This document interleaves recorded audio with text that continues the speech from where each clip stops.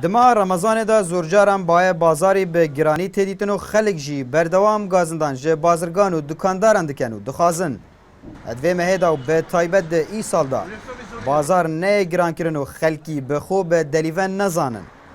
دکانداران جی همان دا خازیا ولاتیان هیا لید بیجن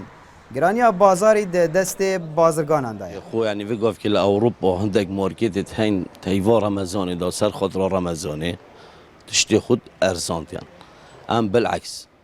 ام نزون دي كانجي بتاع رمضان دا تشتي خو جران كي دا خازياج في خلكي ما هاي فكا يعني يا رحمه يعني دلوفوني بخلكي ببان تشتي خو ارزان كان هيبه يا بصرمانه و يا ارزانيه يا رحميه بد مروف رحمه فقير و جرب بد و بهای تشتی گران نکد سی که هنده که کس فرصت بخونه بینیتن گران کدن جسوک و پیشمرگک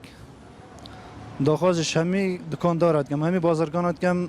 وی تشتی استقلال نکن تیوا رمضان پیروز دو هاریکاریا هجار بکن مگر هجار تین احتمال نکو رمضان مثلا روزندین درست نت رمضان ده هنده نو نینه بزاروکت خویت روزانه بیتویت روزانه بخو پیدا بکن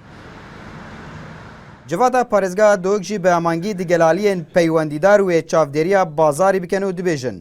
Her dukandar û bazirganekê vê mehê bi delî vebzana û bahayên kelûpelan giran bike wê pêrabûnên yasayî digelbên wergirtin. جواتا پارێزگەها دوک ژی ئەم ژی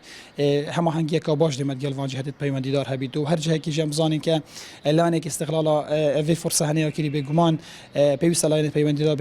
بێنەوە گەدارکردن و ئەجراعات ئیداری و یاسایل در حەقیوان کەس هەنێ بێتەکردن و باوەڕامژین ئەڤێکی خەلکی بەجزانێت ئەمت قەیرانەکە دژواردا شڕووی دارایی و وەزای هەنێما کوردستانê گشتی و تایبەژی بژین پارێزگەها دوک باشنی نەژبەرەندێژی پێویستە ئەف کەست کو خودانشیانن زیدەتر هاریکار بن. چند روزێک ji bûyî meha Remezanê mayne û xelek jî bi germugurî di vê mehê de qesta bazarê dikin û pêtiviyên wan yên xwarin û vexwarinê jî zêdetir lêtin. Lewma ji egerê xirabiya barê wan ya aborî ji dukandar û bazirganan dixwazin ed vê mehê de dilovaniyê bi xelkî bibin. Abdusamat Rêkanî, NRT Duhok.